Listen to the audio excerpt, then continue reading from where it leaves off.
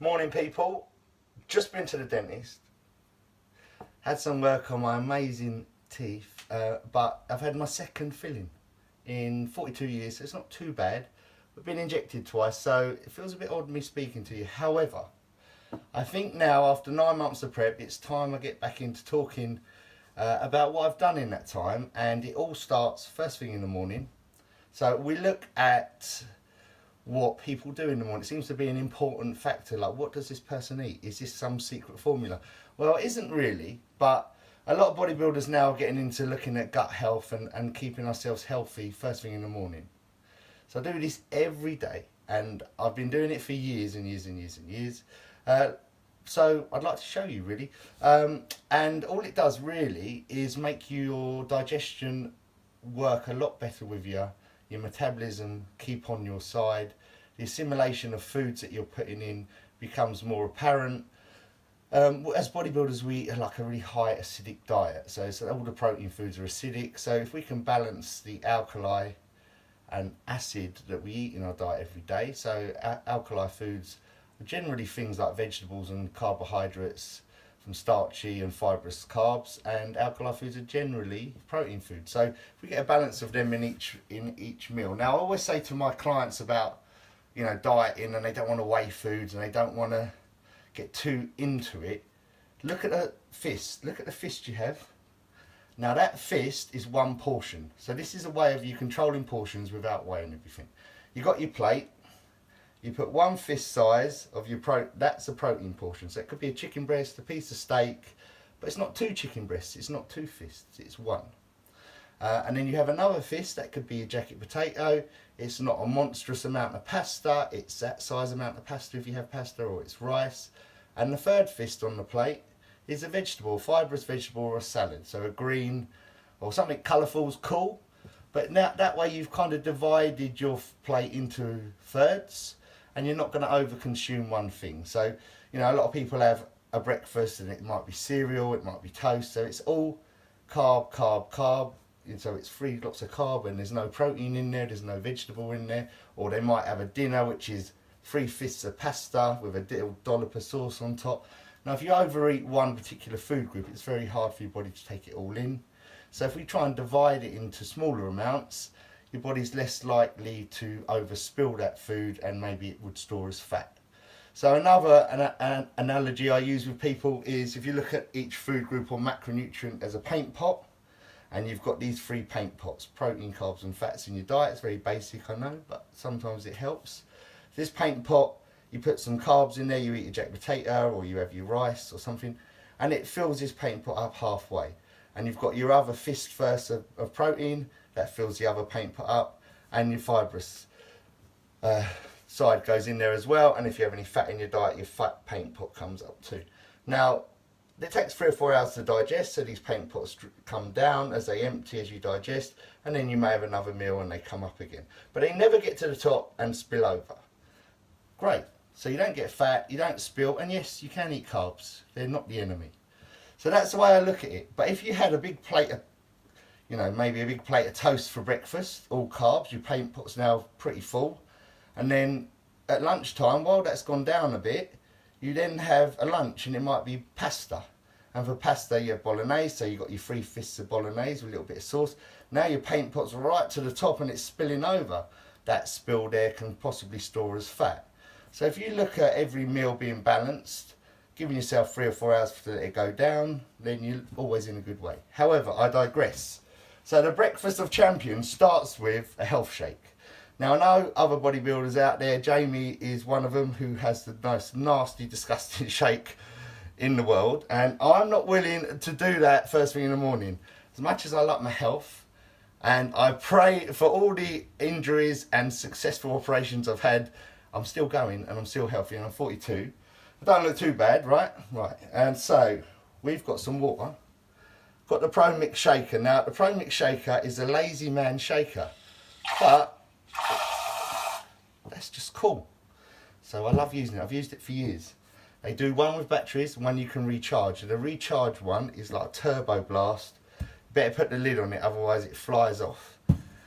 Pretty much blends everything. The only thing it gets stuck with is Vitargo if you load the hell out of it. but 1 scoop of all these things is cool. So we're going to start off with glutamine. Now, glutamine used to be used for years in bodybuilding as the most essential amino acid and helps with cell volumization, etc. Don't really think it works. However, awesome for gut health. So if you get leaky gut syndrome, which means you get tears in your stomach through acidic foods or unhealthy practices with taking things like ibuprofens or painkillers that wreak havoc like bombs in your stomach, don't take them on an empty stomach. Always take them things with food. If you take them with food, you're less likely to cause tears in your stomach, and causing tears in your stomach can lead to a subject called leaky gut syndrome, so Google that. But basically what it means is that your stomach's not going to assimilate the foods because there's leaks in it, and it can make you feel pretty unhealthy.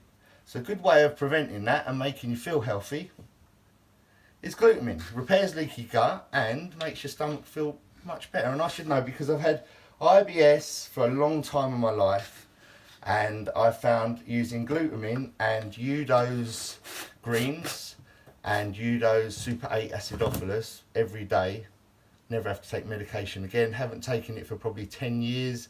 Don't get the flare-ups or the bloated stomach anymore that I used to get, or the absolute cramps that would take me off work for a day or two in a fetal position. I mean, it was pretty uncomfortable. So I've got out of all that. It's a thing of the past, and I put it down to, you know, healthy, looking at the health of your internals first. So if we look at that, don't ever take ibuprofen anymore. Don't ever take any of them big, strong, tight anti-inflammatories. But if I eat well and eat healthy, you never get in that sort of pain internally that you never think about doing these things. So we've got 2 scoops of that, which is 10 grams of glutamine. Some people use 20 grams. I think it's a bit overkill. I think 10 grams is enough of pretty much any amino acid as a singular amino.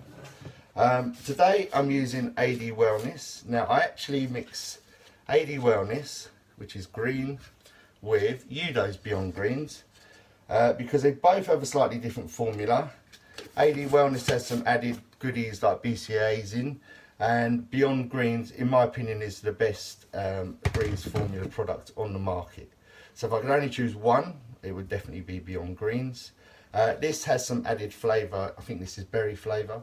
That therefore is much more digestible than drinking pond water at 6 AM. So that's where we're at now. Spice is life. Give it a shake.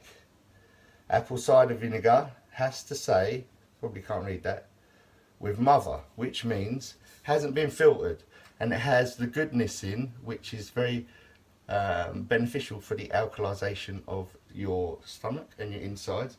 Has apple cider vinegars has been said to be a fat burner and things like that, but really, I don't know about that. I do know if I have got a bit of a stomach like acid going on, and I have a glass of this with a spoon of this rather in water, and I use a cap to measure it because I can't be bothered to get a spoon, that flares up, goes away. I've even found that taking it after training, it's a good friend and PT told me, Dan Howe, hello Dan, first thing after training, it seems to rekindle your energy where you're feeling flat after training, and then give it 10 minutes or so before you decide to eat or whatever. So I normally use the apple cider vinegar in water on waking, go and do my cardio, and when I come back I have this concoction. Sometimes I add it to this concoction as well. Can't taste it with everything else that's in there, thank God. And then this is another goodie. I love AD as a range. I get all my supplements, every brand that there is, from Muscle Finesse. So musclefinesse.com has sponsored me forever. More power to them, and they're fantastic because they do every range that there is. So you can pick and choose the best of all the products that are out there. They've always got offers on. You should check them out, guys. I've got a code. The code is NC10. That'll give you 10% off orders. If there's any problem with that code, please hit me up on my Instagram, which is Neil Cranwell, and I will let you know. Sometimes they change it from month to month. But check them out. They have great deals on all the time, and they've got really good prices. Next day delivery. Don't know why people go to supplement stores anymore. So enough waffle. Good times roll.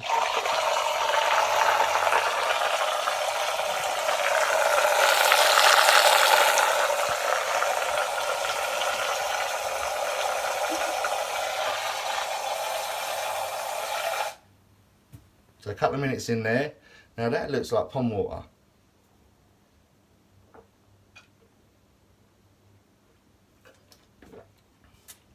Now I would have drunk that in one, but these injections I've had in my mouth, I was about to spill it everywhere.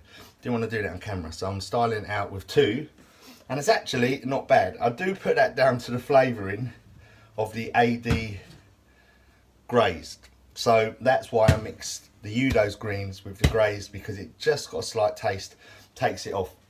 If you haven't got that, and another thing I found was just 10 grams of a whey isolate, like a vanilla flavour's good. Just seems to like just take the edge of like the pond slime taste away, and it's not too bad. So I normally have that, jump in the shower, 10 minutes goes by, then it's breakfast time.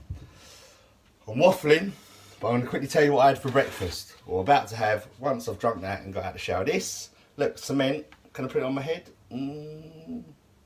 Just about. So that's just a mixture of oats and ready break. So ready break, yeah. Basically, ready break is just powdered oats. It's more refined, it's easier to digest. What's the big deal? So I mix oats and ready break because I've eaten oats for 42 years. Sometimes the texture is slightly different and that helps. Sometimes I have ready break on its own. Sometimes I have cream of rice. Cream of rice, big ass bag. I get that from Go Nutrition. Vanilla flavour only, please, because anything else is nasty. Now, cream of rice I use all through the prep. I use that, and I use Generate Vitargo to carb up on. I have no bloat. It's so easy to digest. You can get tons of carbs in and not feel like you're bloating and farting like some bodybuilders do backstage. Not good. But if you haven't got to train or do any exercise immediately within an hour or so after eating breakfast, I would have oats. Because it's the day after the Wabby Universe, I'm not going to be training this week, so I'll have oats. But often I'll train after meal 1 and I'll have cream of rice because it digests really fast. If I am training for breakfast as a protein source with that, I'll always have white fish. I'm a big believer in white fish on prep, and I'm also a big believer in white fish pre-training because I like to eat protein as a food, and I think that white fish digests the fastest for me. So the digestion's gone, it's not in my stomach trying to digest a heavy meal prior to training. I prefer these over protein powders all day long. Now, that's just my old school approach in it, but I do find if you eat protein foods, you convert that look into a better looking muscle. Protein powder, although obviously it says on the label the content possibly the same, doesn't seem to have the same look. So try and eat protein whenever possible. I do use shakes post-training just for the ease and digestion of it, and it means I can get myself showered, get home, make a meal without being starving, hungry. An hour or so goes by and then it's time to eat because the digestion of a whey isolate, and I would only use a whey isolate, has been done. So today, because I'm not training and because I'm fortunate enough to be able to eat a bit more variety of food, I'm going with salmon. So salmon, very oily, but I've been without some fats in this recent week, towards the show. So I'm going to put some oils back in now, and we're looking at trying to get the health back up. So I'm going to have salmon 2 or 3 times a week. For breakfast, I either have that or red meat, unless I'm training, and then I'll have white fish. A lot of bodybuilders eat eggs. I used to eat eggs 30 a day, 15 in the morning, 15 at night. I used to love eggs. Great when you're dieting. You can make omelettes, you can make pancakes. Unfortunately, they make me sick. So I've given myself an intolerance to them over all the years of using them. So that is a lesson. Don't always eat the same protein every meal, every day. Variety is the spice of life. Digestion is much happier with variety. If you eat the same food, you can actually make yourself intolerant to it, as I did. So no more eggs for me, but I haven't eaten them for about 10 years. Hasn't done me any harm. Definitely has made my mum a lot happier. Not that I live with her, but I used to live with her and throw all these egg yolks away, and she couldn't bear it, all this waste. But still eat your yolks, but if you're having 15 eggs, 15 yolks is a bit excessive, so I'd have 2 or 3 yolks or whole eggs, and the rest would be whites. So that's pretty basic. I haven't listed quantities, but for me, I have 150 grams of oats or cream of rice and about 150 grams of protein. So not a huge amount of protein, because for me, I like to build back up after competition. I don't like to just jump straight up into heavy eating where you've been eating small amounts after competition. I like to eat, you know, steadily. So control the rebound so your weight doesn't shoot back up. You stay in check with your conditioning and you're healthy. You feel healthy on the inside. There's nothing worse than feeling, you know, stuffed and guilty. But there are treats in my diet, you know, and that generally that'd be twice a week. So maybe on the weekend with the family and the kids, we'll go out somewhere nice to eat, and then once a week something sort of more sensible, something like a Turkish or something like that, and you know, enjoy what you do, you know, and it's all about enjoying. If you don't like oats, don't eat oats. If you don't like fish, don't eat fish. But find what you eat and enjoy it, and enjoy the whole process. So that's it from me. I don't know if you learnt anything, but let's hope so. I'll be back, not sure when, but I will be back with an update of what's next. Ta-da.